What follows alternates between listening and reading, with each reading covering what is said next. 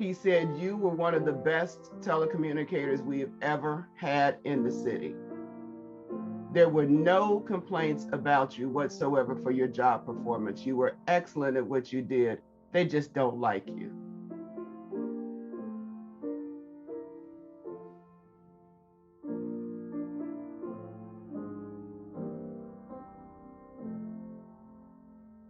So, Vanessa, what comes to your mind when we talk about pain and trauma and health? What comes to mind for me is more of resilience, because I was always taught to speak up and stand up for what I thought was right or what I knew to be right. And whenever you do that, you put yourself in the firing line. And so, when I look back over my life, I realize every job I've had, I've been singled out, I've been harassed, I've been accused of things I haven't done, but it's all come from a place of I spoke up. And because I spoke up, you got, in a manner of speaking, as my father always said, if you speak up, know that they're going to be watching you.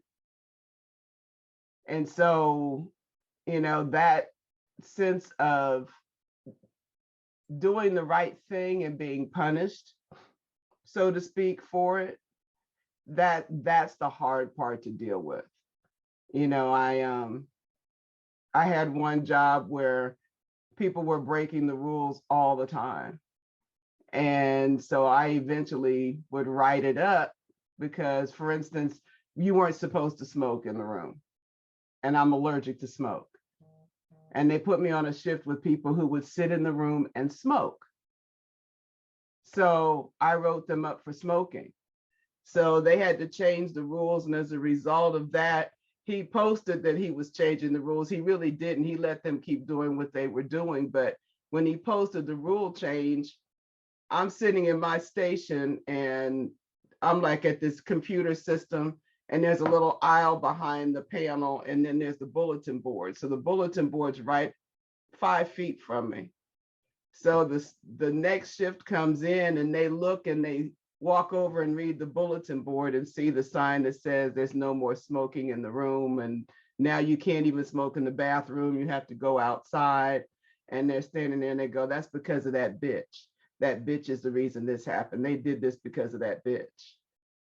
And I knew they were talking about me, but I didn't say anything. I just sat there like, whatever. So then they started writing me up for things like going to the bathroom without asking, which nobody had to ask her to the bathroom. I was hearing you say that this has been a pattern, and I'm wondering about the feelings that you were experiencing, even though you have continued to stand up when you're experiencing something that is not right. You've continued to speak from your perspective. But can you talk about what's going on with you internally? I think I was more pissed than anything else. I got frustrated and pissed. I think that was more it. I didn't really feel hurt because those people didn't have that kind of stake, that kind of relationship with me. So I didn't feel hurt. I was more just pissed off and frustrated. And so I just, I learned to play the game and stay one step ahead of them. And, there was some other things that happened. There was a time when they had all the Blacks except one on one shift. And so the employees got together because shift change came, but they said, hey, the senior operators and dispatchers said, we want to move to first shift. We have seniority. So they changed the rules. And so when they got together and they said, do you want to join us? And I said, sure, I'll join y'all. So when we went and met with the chief, the response was, the first thing he said was, I know Vanessa's behind this. I know she's the one that's behind this. And they said, no, it's not her. We started this and asked her to join us. He said, I don't care what you say. I know that she's behind it. And they just, because I'd stand up, they labeled me as a troublemaker, even though I wasn't. And when I eventually left my employment there, I went and met with the human resource director for the city where I was working at the time. And I said, I just want to know what the perspective is here. He said, you were one of the best telecommunicators we have ever had in the city. There were no complaints about you whatsoever for your job performance. You were excellent at what you did. They just don't like you. And I was okay with that, because they didn't have my heart. They had my hours. So I didn't really hurt by that. I learned from that. When I felt like there was a point of being hurt was when it happened when people in church betrayed me. Mhm. Because then there was a connection of my heart, because I had been connected to people, I had been connected to the church. So when someone put out lies about me and people who knew me sided with the person who put out the lies, that's when I hurt. Because I felt like I had been betrayed. And I said to the people, I said, y'all have known me all of my life, and for you to believe somebody who knew me a few months and suddenly think that my whole life has been a lie, that bothered me. Because I felt a sense of betrayal from people who had mentored me, who had seen me grow up, who had known me all my life, and yet they were willing to side with somebody who came up with some garbage. Mm. And later, a couple of the people came to me and said, I'm sorry about what happened to you, but, we just want to support each other, and we just want to support pastors. And so when somebody, we want to stick together, but we realize what happened to you was wrong. And I was like, okay, that's fine. I've never forgotten it. I moved past it and I grew from it. And it's helped me to understand church hurt. And it's helped me to be able to empathize with others who have been through church hurt. Because we often don't realize, especially when we hurt people in church, it goes a lot deeper. The people we work with every day, we work with them, we may be business friends, but we're not often best friends, heart buddies with them. We're work buddies.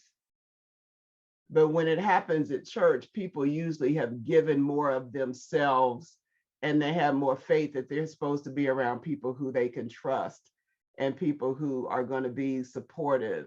And so when you get betrayed in that space, that took me someplace different. But I had to realize people are people and preachers are people. And so their humanity comes before their Christianity. So our human flaws are going to be there regardless of all the other stuff. And so I had to get that perspective that is what happens, and that, that unfortunately we do hurt people in church, and we have to be very mindful of that, because hurting people there is wounding spirits and wounding people in ways that they have a hard time recovering from. People can change jobs and things, but whenever you talk to someone who gets church hurt, it's a whole different animal. So when I got betrayed that time, I was, like I said, I was really hurt more than anything else. And I expressed it, because again, I was taught to stand up. So even though I was at a place where I was supposed to be humble and not say anything, I spoke up and spoke out against what had been said about me. And there were people who said they were glad I did it. There were others who were like, I can't believe you did it. And then there were some who said, you should have never done that. You know? But, you know, I don't regret it. Mm-hmm. If it happened again, I would do it again. I was just grateful for the person who called and told me. They said, you know, somebody wrote a letter about you and the letter made you out to be a scoundrel, and a scoundrel's nothing but a crook. And when they told me that, I was like, what? And they never told me what the letter said. But those, I never forgot the words. They made you out to be a scoundrel, and a scoundrel is nothing but a crook.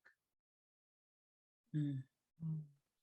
And that hit, you know, that was that point of, how dare they do this? And this is a bunch of crap. And it's in church, and it's being told to people who have known me. And now some of these people believe that garbage. You know, how dare you, when you've known me 20 something years, and somebody's known me 9 or 10 months, and they can convince you that I'm somebody different than you've known all those years. How do you do that? So you raised two, I mean, this is very deep, right? Because some things that, you know, people can resonate with, I know I can resonate with, you know, having that church hurt. And you raised two very big issues for me. One is looking at church hurt or that wounded spirit. And then the next one is the workplace hurt or the workplace trauma. And sometimes there's really no comparison because, as you said, like one, your heart is involved, and the other one is your hours. It's the time of day that may be involved. But when you think about church hurt and overcoming or trying to heal the wounded spirit, what are some of those ways that you would say people can wound their wounded spirits? Can Or wound or excuse me, heal? heal their wounded spirit. Not Not wounded. We don't want to You want rewound. to hurt them some more? No. We want to patch them up. We want to make them well, not just patch. For me, it was holding on to the truth. I knew who I was. And even if people decided that they believed something different about me, I had to still know who I was. And I knew that I hadn't done the things I was accused of. And over time, they found out that the person who said the stuff was the shyster in reality. And just as easily as he came along, he disappeared, literally disappeared. You know, I think that the healing came through my being able to grow from that. Because when that happened, it had to do with my walking, my process in coming into ministry. Mm. And it was like, I didn't care about rushing through the process. That didn't bother me. If I had to wait, I didn't care about that. I cared about the betrayal. And so I had to just really hold on to knowing who I was. And I had to understand that some of the people who sided with the person who told the lies, they coveted position more than they coveted the truth. Mm. And in some ways that bothered me, in other ways that told me some things about people that maybe I didn't fully grasp before.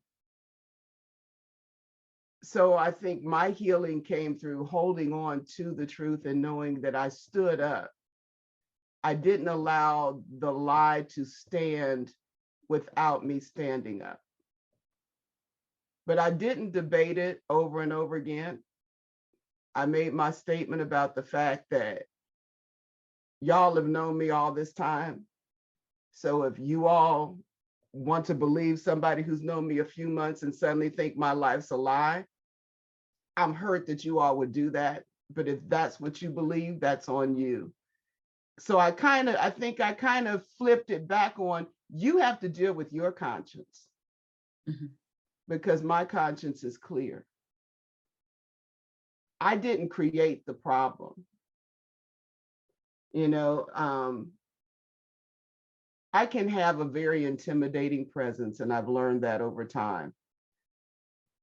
I'm really a really nice, lovable person who loves to have fun, makes a lot of jokes, sometimes a little off color. You know, I can push the envelope to the edge of the table. But when I get into that business realm, when I get into handling business, I get into that mode, and I'll still crack some jokes in the middle of a meeting. But when I get to that mode, I'm in that mode. And so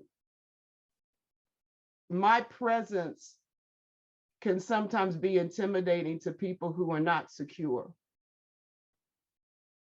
And when I started this process, my call to ministry was one of those things that wasn't your typical, when I accepted the call to ministry, and the same year,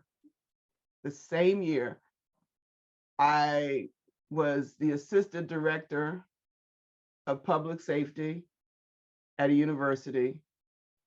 I was elected to council, and I was vice mayor of the city, and I was elected president of the NAACP. So now you have this person who's in all these positions of leadership in the community. But when I'm at church, I'm fine being here, being down here. I'm not trying to be that. When I'm at church, I am this person coming in at the very beginning of a process, understanding my space, understanding my place. I didn't bring any of those titles into the church because those titles were nothing to me. I am here to do what God's called me to do. But the person who was over me was somebody who wanted to be the big cheese in the community. So my presence and my recognition and the fact that I had been in that community and been in that church just about all my life, not all of it, but most of my life, people looked at me differently because they knew me. And so if you have a person, you ever worked in a job where you were more qualified than the person who was supervising you? So I'm not saying I was more qualified than the person who was over me, because I wasn't. But there was that sense that I had more status than that person who was over me, because they couldn't get past my status outside the church. So that affected how they dealt with me in the church, if that makes sense. So it wasn't that I brought all that in. When I came in, I knew my place was to sit down and be at your feet and learn and do what I need to do and study and be humble and follow leadership. And you can't lead unless you know how to follow. I always knew that growing up. My father said, you cannot lead if you don't know how to follow. So I always learned and knew how to follow leadership. But that was really the problem, was this person couldn't get past my connections in the community, and they wanted to be the person everybody in the community looked to and went to, but they weren't from the community. The people in the community didn't know them. And so, you know, that, I don't know if I'm answering your question, but that kind of fed into all the other stuff that happened. So for me to heal, I had to get past all the other stuff. I had to look at who am I? I had to stand on who I was and know that as long as I stood and I made sure I was doing what was right, then I was okay. But I had to know that I was doing what was right. And I had to be really aware of everything I did, because if I didn't do something right, it would point back to justifying what had been said about me. So I think part of my healing was making sure I did what was right and I stuck to what I knew to be right. And, you know, they recommended I move to a different place. And that's the time that I moved from that church to another church, because they said, you're never going to move at this place because this person's not going to allow you to move. So I had to leave where I was and go to a new place, which was also aggravating. But that move was a blessing, because I went someplace where the person who was there said they would mentor me, they would support me, they knew me, and they loved me for who I was. And they allowed me to be me. So I think the healing is finding a safe place that you can go and have the support that you need, have the people who love you around you, have the people there that are going to be there to help you. And if you mess up, they're going to love you and embrace you and support you and not try and tear you down. Mm-hmm. You know, I think that was what really helped me to heal. Was I had to move to another church, and I made that move, and it was a blessing. I mean, I grew so much when I left where I was. So sometimes I think the healing comes from, as a, so to speak, transplanting yourself. I had to shake the dust off, and it wasn't the people. I didn't leave. I still have a great relationship with the people where I was. They're my village. They will be my village. They've been my village my entire life. So it wasn't the village I left, but I had to go to a new place in order to grow. Mm-hmm. So that change was a blessing. And it made me stronger. It helped me to know how to deal with it, because when you're in ministry, you're going to get accused of a whole bunch of garbage. And you're going to get blamed for things that happen, whether they're your fault or not, because you're the pastor. Mm-hmm. And so you have to be able to know how to handle that and how to manage that. And you have to be mindful of not hurting people, and making sure that you do everything you can to prevent anybody from suffering church hurt where you're serving. You know, so that's how I healed. I went someplace where they said, you know, you come down here, I got you. I'm gonna look out for you. You know, I'm gonna take care of you. And they did. And it was somebody else who had known me most of my life and was, you know, a great, my gosh, great mentor. I like that you said that sometimes you have to transplant yourself. Sometimes you have to allow yourself to be transplanted to a new location so that you grow. I wondered how much, or if there was any resistance on your part in that, in moving, or if you saw the value of it almost immediately. Come back here to hear Vanessa's answer in part 2 of this video.